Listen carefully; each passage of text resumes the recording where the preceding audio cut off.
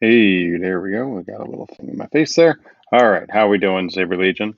Welcome to a return episode of Repost and Riposte. Let me make sure that can be heard. All right, cool. Just making sure that's working.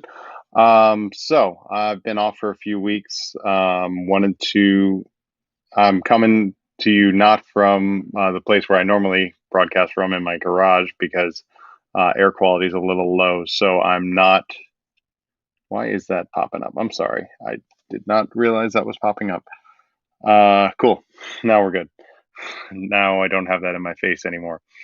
And but yeah, air quality is a little low, so the garage gets a little smoky. So just going to be discussing things today, and the topic is going to be, as I called it, training plateaus and rekindling the fire. Discussing, what happens when you hit a point where either you hit a certain skill level in your training, or you've just had a big event. You've been training towards a big moment like TSL 5, and then you kind of lose steam and you get this period of inactivity, and you move on from there. So I just wanted to go over that. I'm going to give a minute or two for people to come in. But I'm also here to answer any training questions you might have, questions about, whatever you have, TSL related questions, training related questions. I'm here to answer those questions on this stream. So if you have those, feel free to pop them in the chat. I will put them up. And all right, so let's just recap. So yeah, last actually it was about 20 days ago was the last repost and riposte. Oh, hey, Mark's here. So, hey, Mark, how we doing? Um, so last repost and riposte, I kind of talked about post TSL 5 stuff, um, what we were going to be, what I thought about different things that I did, event things, all that kind of stuff. But what happened after that, in my own personal thing is I got really busy, life kicked in, things like kids starting school, and my training level went, the amount of time I was training went down significantly. I didn't stop altogether, but I did, um, I did, yeah, I got you, Mark. Yeah, it's like 95, which I know is not hot for for the desert, but it's obviously a little more humid. But then we also got the smoke issues, so so that's why I'm in here and not doing something more physical in the garage. So I was training back to I was training about once a week, going to classes. Which is a little less than I was doing before. I was doing about 3 times a week, which is three different hours on Tuesday, Wednesday, Thursday. And then on top of that, my own personal training and then physical exercise as well. So that's kind of all the things that I was doing in preparation for TSL 5. And that went down to pretty much my training, an occasional exercise. Maybe I can get a 5 to 10 minute session in, to do like footwork or something like that. Right. But that's a big, big drop. And I think part of that is, Mark saying it's about 120 in the garage. So, topical but insensitive pun. Rekindling the fire. Well, you know what? Eh, fires are going to happen. It's fire season, so this is how you rekindle your personal fire. Not necessarily. Do not do that in real life with actual fire. Please follow all fire laws, and monitor dry weather conditions, and make sure you properly put out your fires if you are allowed to have a fire. So anyway, I know Joe's just trying to get me off topic, and I'm probably a little out of practice when it's 20 days between two shows. So the big thing is, what first of all, I would say I need to look at what is slowing me down, what is causing me to not. Is there a mental thing? Is it a physical thing? I wasn't hurt at TSL 5. There's nothing happening there. So we're looking at pretty much a mental thing, and then obviously, life and those kind of things. So the way to think about it, I wanted to approach it as training plateaus, because it is a plateau, even though technically there's a dip in activity and I went downhill and now I need to go back up. It's a plateau in that I hit a certain level. I hit the level, I wanted to be at ready for TSL 5. Now I don't have anything to specifically, there's nothing up on top of that hill to look forward to, right? So I don't have the next event planned, right? Am I going to do a November event? I don't know. I'm not going to Wisconsin, right? Can't, for personal reasons. But if you don't have those things to look forward to, how do you keep the motivation to keep training, right? There obviously can be things like, I want to achieve a certain level if you're going to a class, in certain disciplines, there's belts. In my discipline of rapier, they kind of do levels as far as like levels of skill in relation to the school's curriculum. It's not necessarily a belt. You're not, well, you are paying for classes, but you're not paying for a belt. So there's no belt initiation fee or anything like that. It's literally just, hey, you did all of these skills, you've achieved this level. You've done all these skills, you've achieved this level. You get a nice little certificate. You know, not they're not charging. They're not charging extra for it. So they, hey Alicia, how we doing? Um, so what, that's another level of thing that you can work towards. What other things can you do? There can be physical levels of skill. That is an important element to focus on. I want to be able to do a certain type of lunge, that maybe a deeper lunge than I wanted to. I wanted to increase my lunge by a foot, right?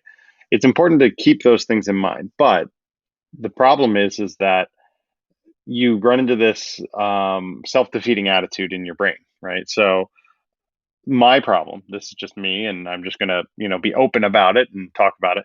My problem is that I sometimes set too high of a goal for myself, meaning not that the goal is unattainable, but that the goal doesn't have steps to get there, or I don't think about the progression that I need to do to get there. Yeah, I want to get to the end. I don't think about what's in between. And then therefore what happens is I think, well, if I want to get there, I need to put an hour in every day. Well, that's not possible, right? There's not a way to do that easily, to get an hour of training in a day. You probably can hear occasionally my kids playing in another room. That, with family, with work and all these other things, it's not possible all the time. So I sometimes fall into this trap, and I assume a lot of people do with any habit, is you look for basically, um sorry, my kid's making noise and just getting in my head. Let me just do this. Cool. There we go. You get into this habit of, well, okay, I have 15 minutes, but that's not enough time. So you don't take the 15 minutes. You do something else. You do something that's just, you're a standard time waster. You spend time on your phone, you watch a show, you watch a video on YouTube. It doesn't matter, right? So you don't do the thing because you can't get the amount of time, right? What I've kind of thought about, and this is how I've kind of restarted my training in the past when I've had periods of inactivity, whether that be for, life reasons or even physical injury reasons, is that doing something is always better than doing nothing. Now, did I do did I do nothing the past, month between TSL 5 and the TSL 5 and now? No, I did do some training, but I didn't do it to the level I wanted, right? But what happened there was I wasn't focusing on the different categories of things I needed to work on. I wasn't doing as much physical activity on the exercise side, right? So my flexibility went down, right? I started getting just different things not working as properly. I go to training at my class, and my wrist and arm are tired because they're not getting the work that I need. So committing yourself to doing something, I think, is an important element. And I say something. So if today all I can do is, do 5 minutes of footwork, that is better than doing absolutely nothing. And then I can commit to the next day of doing one additional thing. I can do maybe add, okay, I'm going to do 5 minutes of footwork and 5 minutes of, hitting my bob target, with my saber. So I'm going to commit to that. I don't have to keep increasing that, right? But then that's 10 minutes. 10 minutes is better than nothing. Maybe and then maybe there's a day that where I have some extra time and it's like, okay, well now I can commit 30 minutes, right? But I don't have to do 30 minutes every day. But the way to think about it is if I don't get started with those gradual progressions and those small little incremental steps, I'm going to run into a problem in that I I will need to, I will not ever want to do the 30-minute. I will not be physically capable of doing the 30-minute if I don't. Um, Sorry, my daughter's just like making lots of noises in the background, if you can hear it. So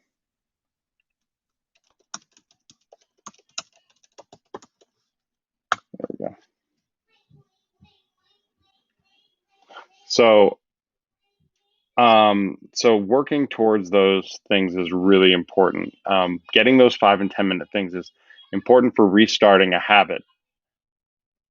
And I think it's really important to understand that if you don't do those little things, you won't be ready for the longer session. When you have the time for the longer session, when I have time to actually go to an open floor where I can do some sparring and stuff like that, I sorry, I didn't see Alicia's comment before about I admit to 100% lazy the past couple weeks outside of class, but yeah, light stuff. So and it's okay to have those down times after a major event. It happens to all of us, and it's this is we're not being paid for this. We're not being we're not there.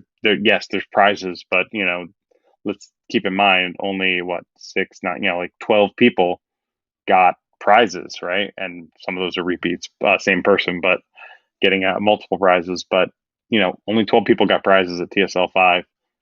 We need to think about it's not just about that, it's about what are we working towards. So figuring out what motivates you, right? If it is the next event, then you need to plan the next event. If it is the next level of skill, then you need to plan that out and plan the progression. What does that success look like? So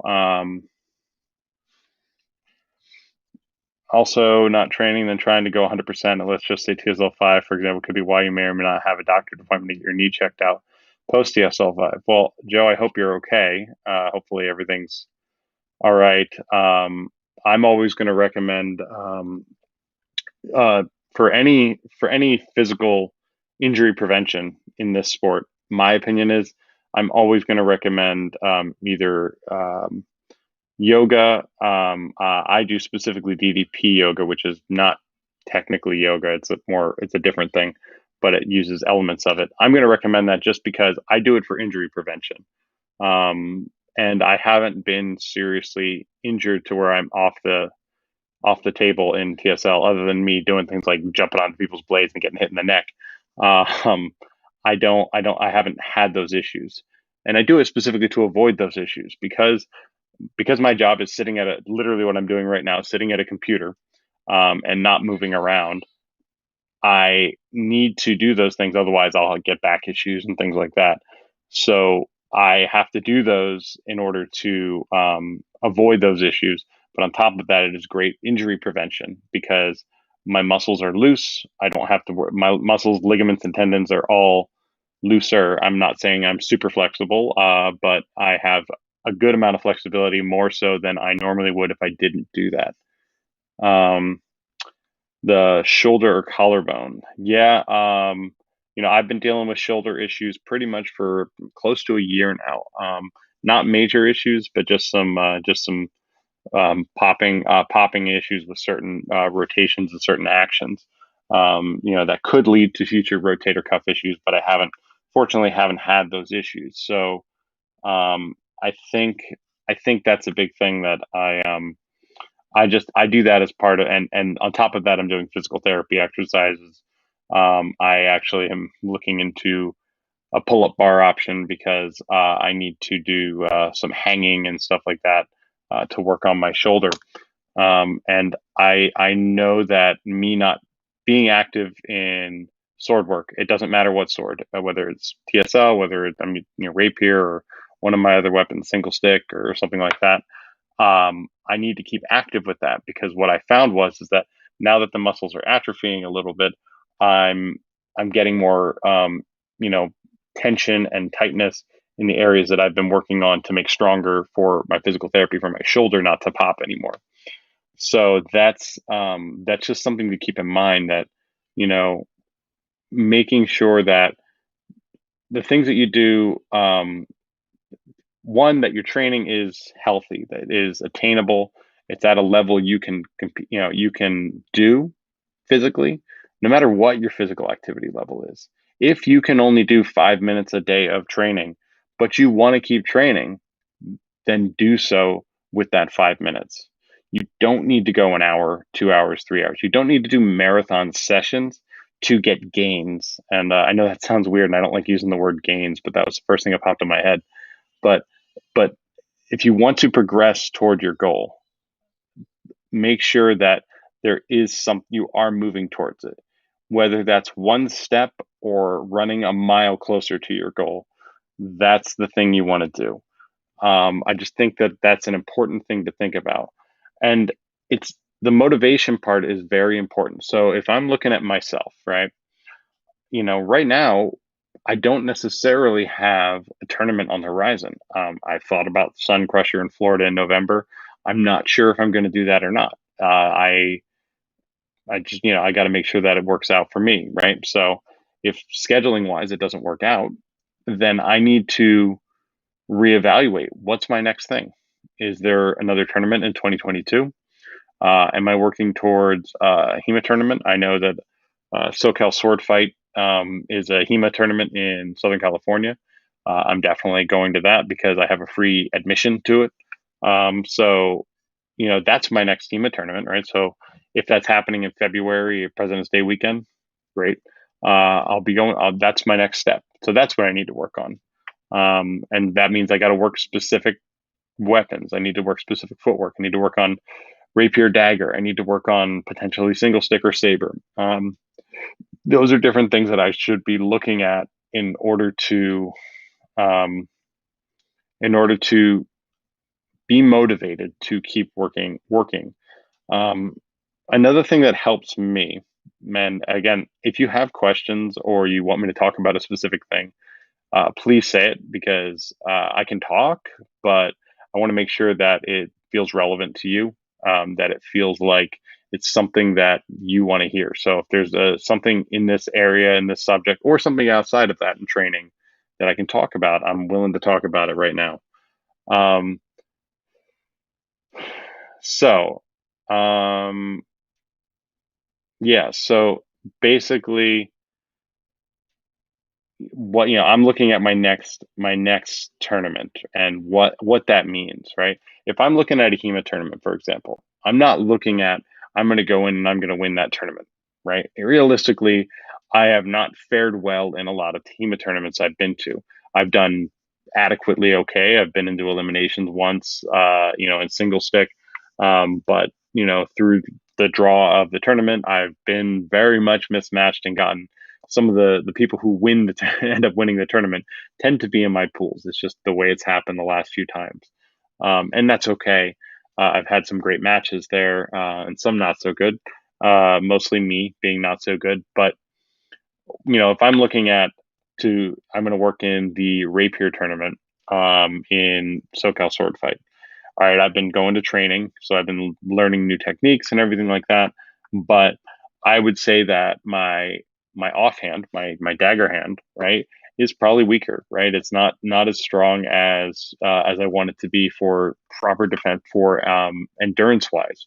So then that means I need to be doing more things there. I also need to be working on my how I move, meaning that if it's rapier and dagger, that I'm not going, it's not a punch like this, like here's my rapier, here's my dagger. It's more that I'm moving them in tandem. So they're moving at the same time. And I've talked about this in past. Mark's talked about it, moving the dagger to defend, because we've talked about it in dual wield. You move the one while you're moving the other. That way, it's harder to deal with two things moving at your opponent than it is to deal with one thing. And the offhand is for defense and covering your lines. So that's the big thing that I need to work on, right? So then that is something that is not even necessarily something that requires a heavy amount of training. That requires a little bit of mental training, because how to get out of that habit of okay, I'm gonna thrust my rapier and then defend with my dagger, instead of saying I'm going to do them both at the same time, right? So that's a big element that I need to focus on myself, and that's for February. Um, so I should look at, okay, can I do 10 minutes a day of rapier and dagger training, whether that's just moving between guards, working on my lunges and stuff like that. That's what I need to think about. If I end up deciding to go to Sun Crusher, my training will change, right? And then I need to decide what I'm doing at Sun Crusher, because if I'm fighting in, say, a CS series match that is like a high ranked CS series match, or if I'm fighting in a Unity match, right, or if I'm fighting in, um, or if I'm fighting in, the Florida Cup, these are all things that I need to consider for what I want to do, and how I train for it, right? Unity, I need to train cardio. I need to make sure that that is there. Um, if it's a high level CS match, I need to train. Um, I need to have cardio, but I need to have well, I say cardio, but I also should say with Unity, I need to have my anaerobic cardio as well. So interval training. A CS series match, I need to have cardio and some interval training as well. If it's Florida Cup, I definitely need to work on those physical elements. But on top of that, I need to work on match psychology. Those are things that I struggled with at TSL 5. So I need to work on those. So those are different elements that I need to think about. I need to train for if I was going in November. Let's just check the comments here. Kevin said, forcefully training towards 2022, blown Achilles. Oh man, that's tough. I'm sorry about that, man. That is not a good thing. So get better. I would say obviously you can't do a lot. You can't do a lot physically, right? Like footwork exercises are basically out the door for you. To me, what I look at, if that's my situation, it doesn't mean you need to be like hitting something. You don't need to do all like arm exercises or things like that. What I would focus on, and obviously consultation with doctor, physical therapist, and all that stuff, is making sure that your other physical elements do not atrophy to the point where could cause a different injury as you recover. That's just what I would be focusing on, because if you're gonna be a lot of time you're not moving. You want to make sure that at the very least you're not losing, for example, anything in your arms that you would use for saber, because you don't want to like injure your shoulder or something like that. Those are different things that I'm just thinking about in the context of like, if you're going to be off your feet. I have never had that injury, but I've had people I know that have had it, and I know it's definitely not a fun one, and it's a hard one to not recover from. But it is a hard one to recover from, but it's also difficult to get back into whatever physical activity you do. I mean, you look at that in professional sports, and the Achilles is always one of those ones that it's just one of the hard ones that is difficult to get back into get back in and be at the level they were. It's not fortunately, it's not something like an ACL or something like that, where it's like you might never be the same again. But we have, and as he said, it's a long road. Yeah, I would say the big thing is like, how can you, if you want to be still involved, doing TSL related training or TSL related things, I would say, be invested in the community in whatever way you can. I just realized you sent me a message a few weeks ago, and I will get back to you after this. So I will send you a message, a DM on the flip side there, Kevin. So I apologize about that. And so but anyway, however you can be involved in the community is a good thing. Don't worry about I need to be at physically at the level I was at TSL 5. Once you're back into you're cleared for competition or fight or training or whatever. So make sure that you're doing the things that you need to do for your physical health. Like I said, making sure things don't atrophy, but also on top of that, making sure that if you still want to be involved in the TSL community, find the ways to get involved. Um, there's no reason that even off your feet you couldn't do like, for example, obviously you can do table judging. Anybody can do that, but you couldn't do line judging and get better at that. There's no reason that you couldn't do training where you're studying and learning. Reading. I'll just I guess we have to do this at every thing. Pull out a book and look at that and think about where you want to go. So Alicia and Joe, they were talking about, speaking of getting those gains, I found cocoa pebbles and nutter butter flavored protein powder. The one thing I would say about protein powder, just my personal opinion, if you look at it, a lot of protein powders, the ingredients are kind of garbage. Um, so level in protein powder wrong in protein powder flavors is high. So just make sure that you're not getting garbage. There is a lot of and I'm not a nutritionist by any respect. I try to look at things that I try to look at if I don't use much. I've used protein powder occasionally, very occasionally, but I found that the ones that have the least amount of ingredients tend to be the ones that are they usually taste better to me anyway, but also they have the most physical effect where I notice a difference. Just something to keep in mind. Again, I'm not a nutritionist, a doctor, or any of those things. I'm not a dietitian.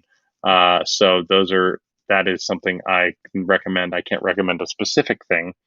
Um, actually, there is one thing I can recommend, and this is not necessarily a constant thing, but when I was at TSL 5, I tried out, and this is not an endorsement. I do not get paid for this, or anything like that. This is just something I tried, and it seemed to work pretty well. And this is for electrolytes, just because I always had an issue with finding the right electrolyte kind of recovery, and Gatorade is a little too sweet for me. Same with any of those other energy drinks. So I tried out, I just got like a sampler. It's like a free sampler pack of it's called like LMNT. It's like a salt pack. And it was kind of like drinking like a flavored salt water. So it's not overly sweet. You just mix it in water. And I used it at TSL 5, and actually really, I enjoyed the taste. But on top of that, I felt that did, it did help me replenish my electrolytes as I sipped it throughout the day. So just something to think about. And I don't mean necessarily that product. I mean thinking about what nutritional elements you can change to your training regimen and do it during sparring. That's just a thing I can recommend, because you don't know, and if I didn't try that, I wouldn't have known that, oh, that was an important thing that helped me go longer, and not get the physical burnout that I've experienced in tournaments in the past time. So just going through some of these. Hopefully, I have Florida in November and Military Saber in October, but too soon to tell. Yeah, for me, it's up for grabs too. With everything going around with the Delta variant and everything, I am at a standstill of making those decisions. I need to make a decision about November. The problem is the week the week after, literally the week after I would go to Sun Crusher, I am flying to Orlando for a trip to Disney World with my family. Assuming that happens again, we're still up in the air, but I'm doing that. So it would be literally flying to Orlando, doing Sun Crusher, flying back, and then was it fly back Monday, Tuesday, Wednesday, Thursday, 3 days later, fly back to Orlando. So one, I don't know if I want to be traveling that much in a week, and two, I don't know if safely it's a good idea to do it to my levels of exposure to the outside world. If I want to do that enough to risk it. So, um, and Mark was saying about cold steel, the holy word. I'd recommend I'd recommend other elements as well. There are definitely different things you can look at. I always will recommend certain looking at sources. Um, and even though you may not be able to do the footwork, one thing that helps me when I'm in a point where I'm inactive, it's helped me when I've been at work and I don't have the room or the space to necessarily do footwork, but to consciously think about the footwork. So I've done it. I know what I'm doing, but I don't have the ability to move around. So I can consciously think about it. I can think about how I need my body to be, and that's an important element of training is to capture in your mind where you're going to be, what you're going to do, how you're standing, how it feels, because those are yeah, this is relation to the protein powder. So things to look out for to look for and to look out for with in regards to protein powder. And I would say with any nutritional supplement, do what works best for you with consultation from medical and dietary professionals, if possible. So, uh, so just wanted to get that part, um, you know, done. What is there any questions or anything I can specifically answer? Because I think that was about what I wanted to say in regards to my training and where I am and how you could apply that and things you can consider for your next step into your training. So that's a big it's a big thing. It's difficult to it's difficult to figure out what you need to do, right? Sometimes the thing you need to do is you need to take a step closer to it, and that's where I said at the beginning is to do something as opposed to doing nothing. So if it means 5 minutes of footwork, right? It's let's just say right now it's 5:41. Let's say it's 5:55, right? And let's just say I have a show. The show's is going to be on TV at 6 o'clock, right? Okay, it's 5:55. I have 5 minutes. Nothing else is happening. I'm ready to go. The show's all tuned up and everything, right? And again, this is only if you're watching something as an appointment, but say at 6 o'clock, you're getting a phone call. You have a meeting, right? For those on the, different teams within TSL, that's a very common thing, right? You have a meeting. In that 5 minutes, what can I do? Can I do a footwork drill? Now, I talk about footwork drills a lot, right? And sometimes people assume that needs space.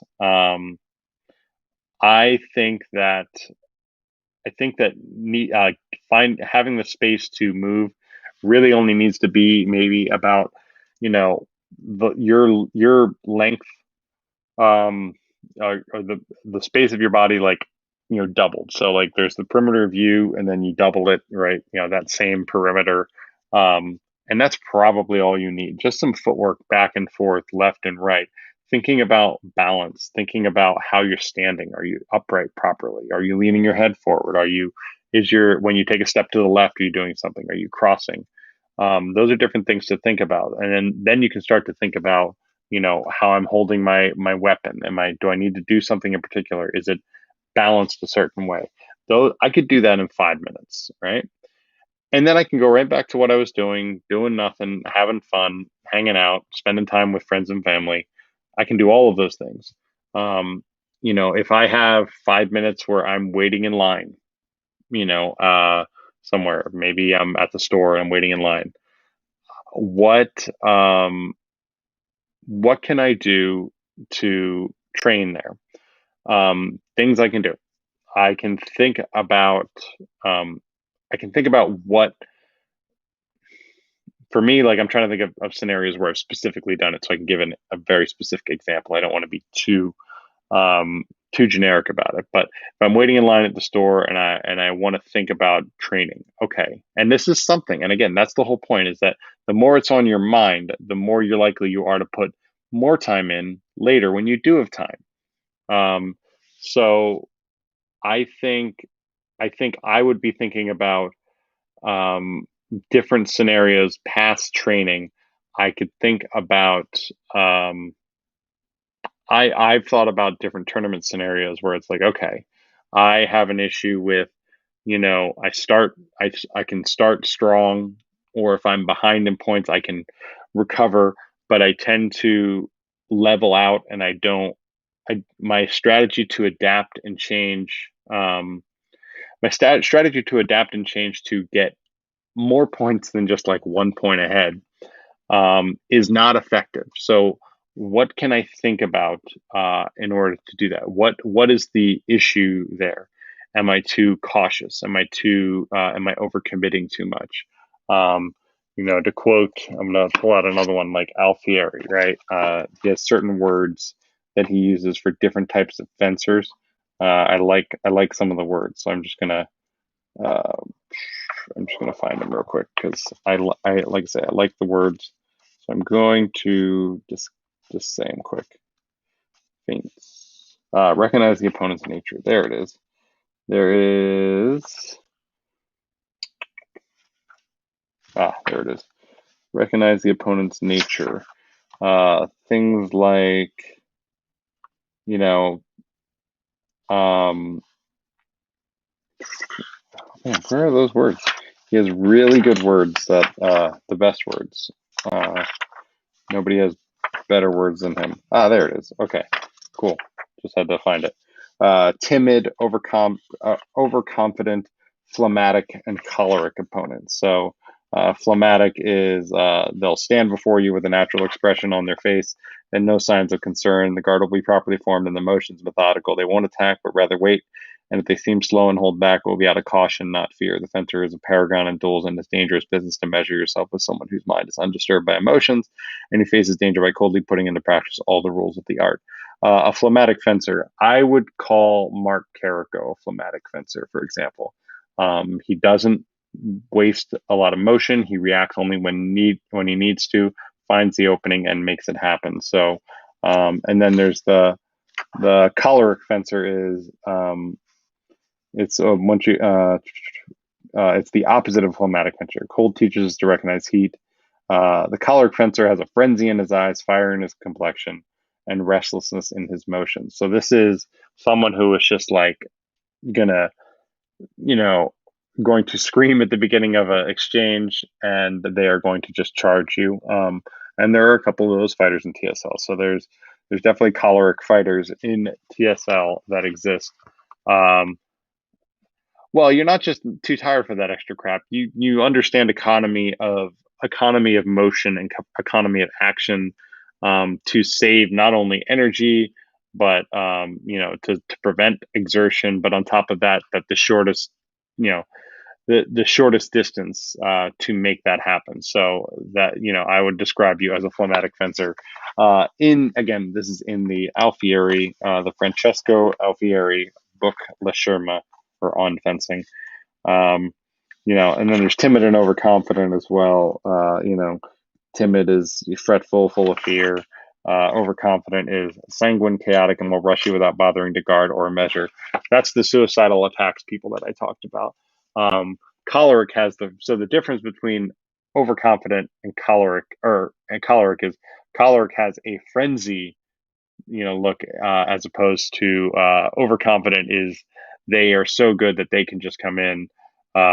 So hopefully that makes sense. But the older I get, the less I move around.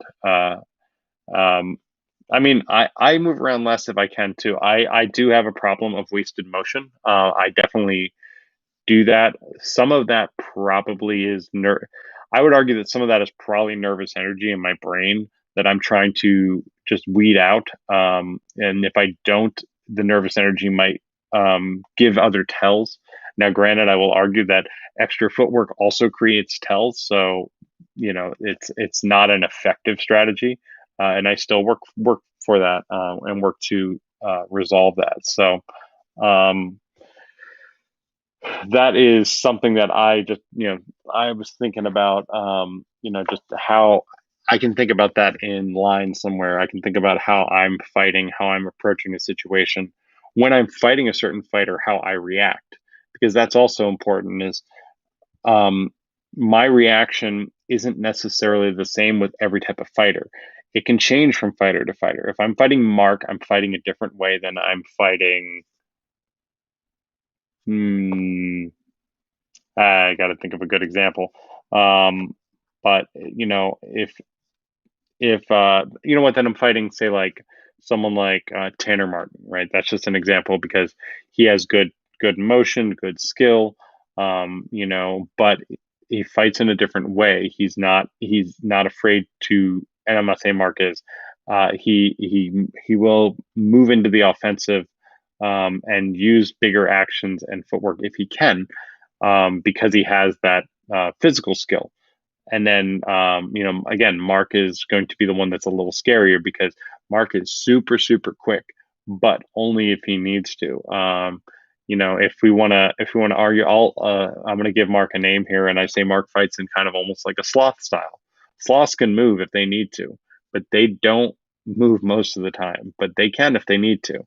Um, so that's kind of if anyone watches AEW, All Elite Wrestling, Orange Cassidy, maybe Mark's not necessarily as cool as that, but he definitely has the concept of, I'm going to sit back and do much less, and then if you get in my way of winning and stabbing you, I'm going to move quicker and use less exertion to make you work. So um, you know, Mark, sorry, you're on top. You're on top right now, so therefore, you get the most targets. I mean, sloth. That's not a bad thing. It's just a style, and it's a methodology that does work, and it works for what you've obviously based upon your accomplishments, it's worked. So, it's definitely a thing to do. So. Let's see. The older you get, the more age and treachery become common tools. It's not the first time I had my style called sloth like, Um, yeah, so it's just finding thinking about those types of things, right? I was talking about what I think about, and I just talked 10 minutes about it. I can think about that. I mean, I am interacting with people via the chat, but I can think about that in the 5 minutes I'm waiting in line, right? I don't need to think about the unimportant things in life that are, I don't need to look at my phone, right? I don't need to grab my phone and say, oh, what's going on Facebook right now? Oh, I don't know. uh, you know, and then I just get lost in that time, and that's just wasted time. I can take those few minutes I have. I've heard of it in writing. Some people have referred to it as, I don't know who coined it. Have called it stolen minutes. The minutes that you typically might waste or misuse, or even minutes that might be you might be using for another purpose. You can steal a few minutes and use it for a different purpose.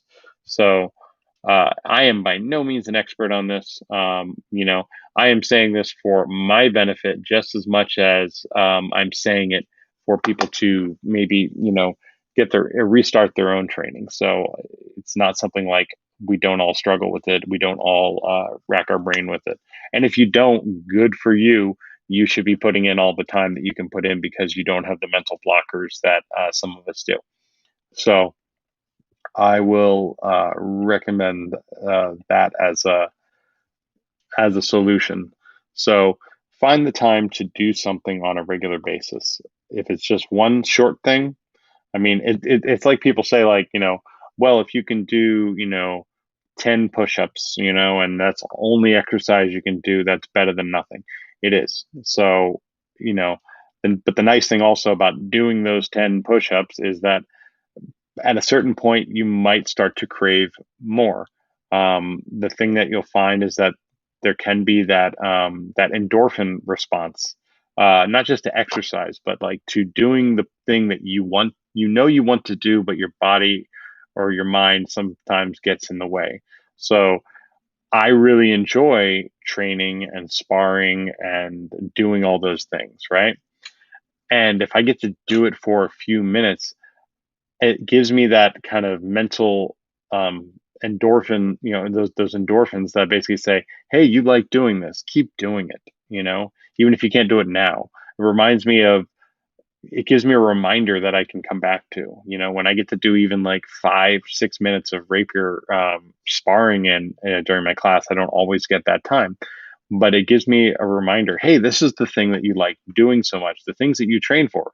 So making sure that you do that. So especially if you don't have people near you to do that, try to find the the exercise, the training exercise that you need to do to get that endorphin rush, to understand why, what you're working towards, whatever that is, and it's going to be very personal. So, you know, it's something you want to think about. So, uh, I don't see any other questions. So I'm going to give a minute or two. Other questions, other things you want to see me discuss, and if not, I'll log off at a little less than an hour, but I can talk for 10 more minutes if I need to. So all right. So I'm trying to think of anything else TSL related. There are some things we're working on for additional programming with TSL. We I don't know if we've officially announced the date, but we are going to have the next underground in October, and that's pretty much going to be 4 matches that we filmed on the Sunday after TSL 5. So we have 4 matches filmed. We're gonna do those in an underground on Sunday. Um, I as much as I have not done training things, I have also missed some of my TSL duties in as far as media team related. I'm also working. I actually just started working on it a little bit today, getting a re-release of some of the TSL 5 fights and things like that. And I even said to Kevin that I would message him because he asked me about that. So there is so that stuff is coming up. Other TSL things, there is Bladetoberfest happening in September. I don't know. I'm still in talks with them about their media setup, what they're going to do. They're going back and forth. It depends on what their technical capabilities and what their team capabilities are. If they're going to do a stream or they're just going to re-release it as pre-recorded, edited footage. So we have those elements are there. So it all just depends um, what they're going to do. I've been talking with Jason a little bit about that in Wisconsin, and he's going to. And he's gonna we're working on that, so hopefully we have a good option for getting that out to TSL, out to the Saber Legion. Whatever that is, we'll see what happens with that. And then so we'll have that, we'll have the underground, we'll have continued as it's called now, Quarant TV footage. I don't know if any specific shows are going to be restarting from any of the other hosts, other than the three of us, Mark, Alec, and myself. And I know there's one or two things being worked on that are new shows as well. Probably a couple months away from that, but we're working on it as we need to. So there will be options. There will be new things coming out from there. If that's something, if you have an idea for a show, a topic, I know. I think Alicia posted some topics that some hosts are inspired to talk about. We might also talk about them on my show. I am going to start incorporating footage again and start doing some footage breakdown once I'm able to start to go through TSL 5 footage a little bit more. And we'll go from there. I have a few more of the bad habits bad habits series that I still need to go through. So there's a couple there. Let's see. I'll look at my list just to see what they are. That is not up to date, but because it says, because I'm pretty sure I did one about blocking with the hands. I'm not sure if I did, but creating a pattern, overreaching, passing steps, and crossing your legs.